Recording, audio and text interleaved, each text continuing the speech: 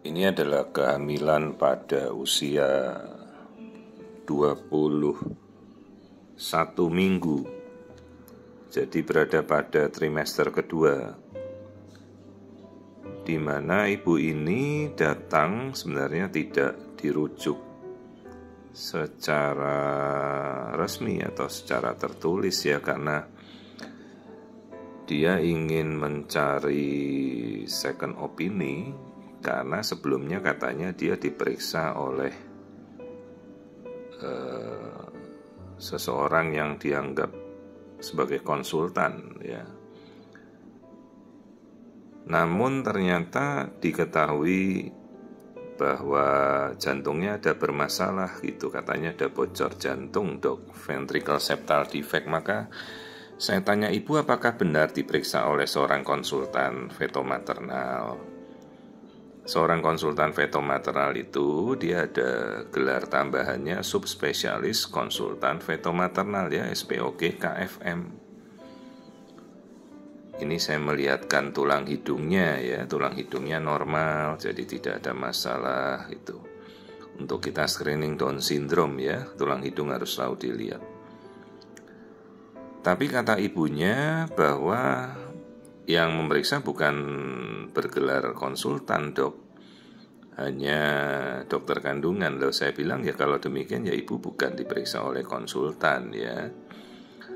Fetomaternal itu bukan alat USG ya bu. Fetomaternal itu bukan USG 3 dimensi 4 dimensi. Fetomaternal itu adalah subspesialis keilmuan. Setelah jadi dokter kandungan dia harus sekolah lagi sekitar 4-5 tahun untuk mengambil subspesialis konsultan fetomaternal ya. Baru ibu bisa yakin diperiksa oleh seorang subspesialis KFM ya, bukan harus mengerti ya, sebagai masyarakat juga harus menjelaskan ya. Kalau dokternya seorang konsultan fetomaternal, dia punya gelar SPOG KFM, dan itu secara legal dan formal baru kita boleh memberikan gelar tersebut ya. Itu gelar yang harus ditempuh dengan berat, pendidikannya sulit ya gitu. Ini kita melihat struktur otak, tempurung kepala, lapisan-lapisan otak semuanya normal. Kita melihat bagian dalam bola mata, perhatikan itu lensa mata ya. Ibunya sudah ngecek toksoplasma, hati-hati, rubella juga harus dicek. Banyak kasus toksoplasma kongenital bawaan bayi bisa lensa mata jadi katarak ya, buta sejak lahir, hati-hati, kasusnya cukup banyak ya. Itu lensa bening ya, karena lensa mata itu kan terdiri dari cairan air, maka lensanya harus bulat bening begitu, nggak boleh butek kayak mutiara ya. Terus saya tanya lagi, ibu akhirnya dirujukkah ke sini? Tidak, dia mencari tahu sendiri. Setelah yakin bahwa yang memeriksa bukan seorang konsultan ya, dia cari info. Nah kali ini infonya benar kok, dia bisa tahu tanpa dirujuk. Iya dok, karena dokter yang saya yang lama langsung menyarankan ibu cari dokter Wiku konsultan ya itu. Jadi ibu tidak dirujuk pakai surat, tidak dok, kali ini saya datang sendiri ya, silahkan ya. Jadi tolong dimengerti bahwa subspesialis konsultan fetomaternal itu menempuh pendidikan tambahan ya. Ini kita melihat tulang belakangnya normal, lurus semuanya, tidak ada kecacatan pada tulang belakang ya. Nah baru kita nanti menginjak ke bagian jantung yang dicurigai oleh dokter yang ibu ini pergi ya, katanya dicurigai ada bocor jantung. Terus saya tanya lah, terus kalau jantungnya bayi dikatakan bocor, ibu dirujuk ke fetomaternal enggak?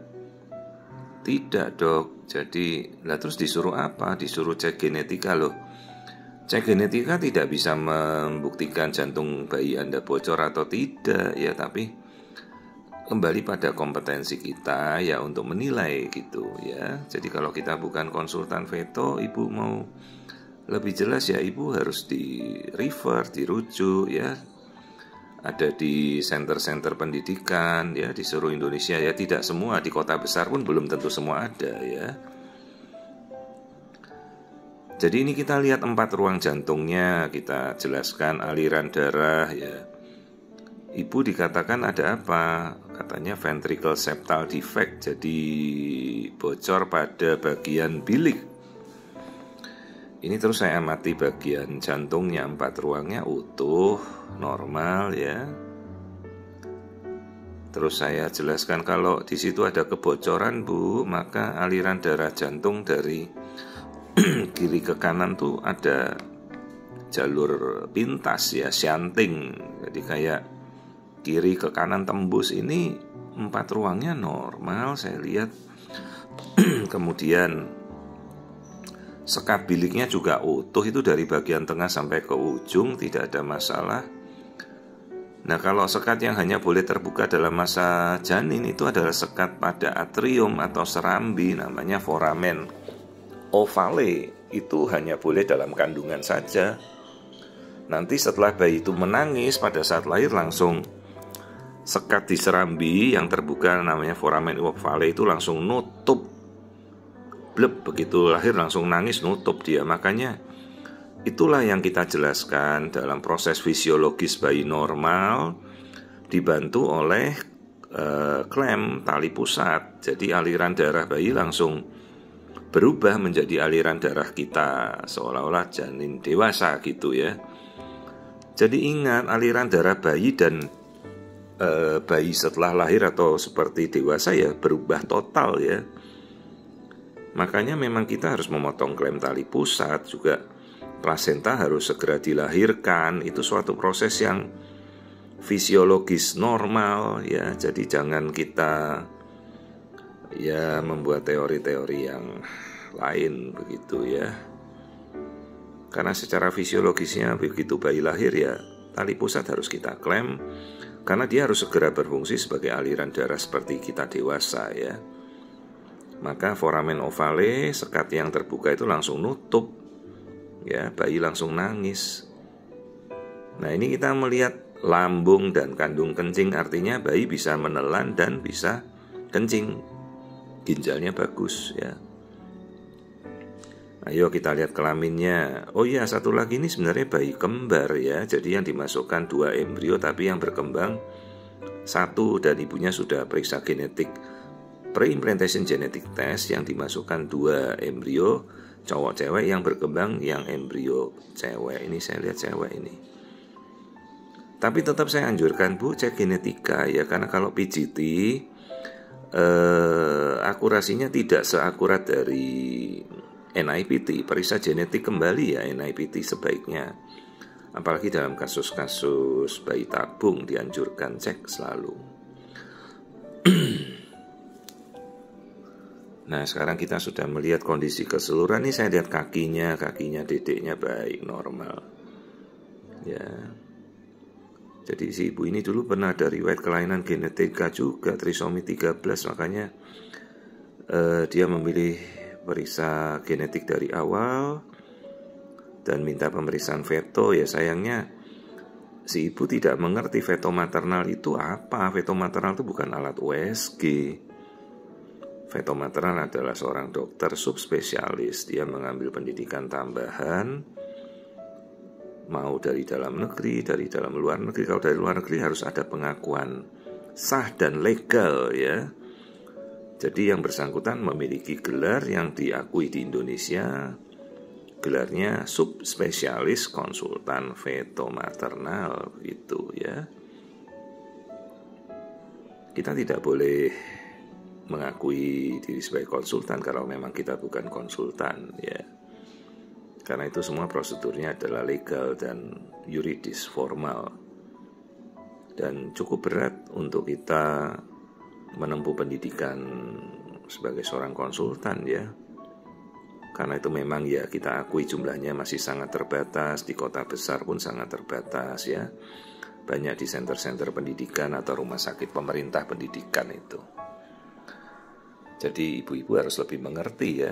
Kalau memang dirujuk ke feto, carilah konsultan feto maternal. Anda bisa pastikan dari gelarnya ataupun bisa bertanya pada rumah sakitnya, benarkah yang dirujuk itu seorang konsultan ya?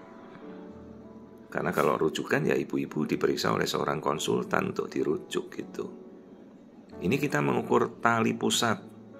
Ini bayinya bergerak terus, saya mengukur aliran darahnya dari tali pusat, umbilical cord. Jadi kalau ibu-ibu bertanya, dok ada lilitan enggak? Ya 80% bayi bisa terlilit tali pusatnya. Yang kita ukur ini loh aliran darahnya. Jadi kalau aliran darah baik, ya tidak usah cemas. Bayi memang sukanya main-mainkan tali pusatnya, kadang melilitkan. Yang penting ini loh yang mau saya tangkap nih, bayinya goyang sana goyang sini terus. Kita mau ukur aliran darahnya bu, ini tali pusatnya nih. Tapi nunggu bayinya diam aja sebentar. Nah baru nanti kita bisa tangkap nih aliran darahnya ya. Jadi tadi jantung yang dicurigai bocor, kita sudah pastikan nggak ada apa-apa kok. Nanti ibu kembali ya ke dokter yang memeriksa selama ini. Hasil laporan resmi saya nanti diberikan pada beliaunya ya. Dan nanti beliaunya diberitahu ibu kalau merujuk harus dirujuk memang benar pada konsultan fetomaternal dan beliaunya tahu ya. Jadi jangan keliru gitu. Ibu juga harus memastikan ya. Kita selalu mengedukasi agar pasien-pasien tambah mengerti ya.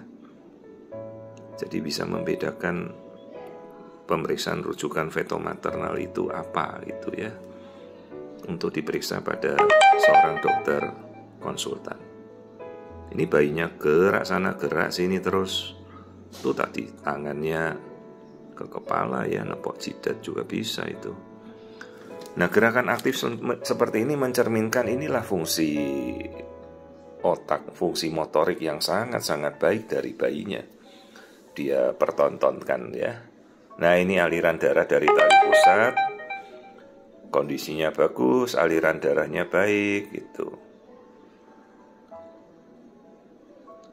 Semua sudah saya cek, tidak ada apa-apa, air ketuban juga normal. Ya, jadi sudah saya, oh ya ini kita mau ngecek aliran darah di rahim namanya uterine artery. Dia ada sisi kanan dan kiri untuk kita memprediksikan kalau ada resiko preeklamsi atau hipertensi. Itu yang kita ukur namanya arteri uterina atau uterine artery. Cabangnya ada 2 di sebelah kiri dan kanan dari rahim si ibu ya, aliran darahnya normal. Nah yang terakhir tinggal kita mengukur biometri berat badan bayi, harus diukur dengan teliti. Ya saya anjurkan ibu-ibu bertanya dulu, ChatGPT kan ada, bisa tanya berat bayi 21 minggu berapa dok. Nah dia baca teorinya, tanya ChatGPT ya boleh. Terus baru kita buktikan dari pengukuran teoritis dengan kita ukur ini ya. Jadi ini bayinya 21 menjelang 22 minggu ya harusnya sekitar mungkin ya saya enggak ingat 400-an gram ya, semuanya normal.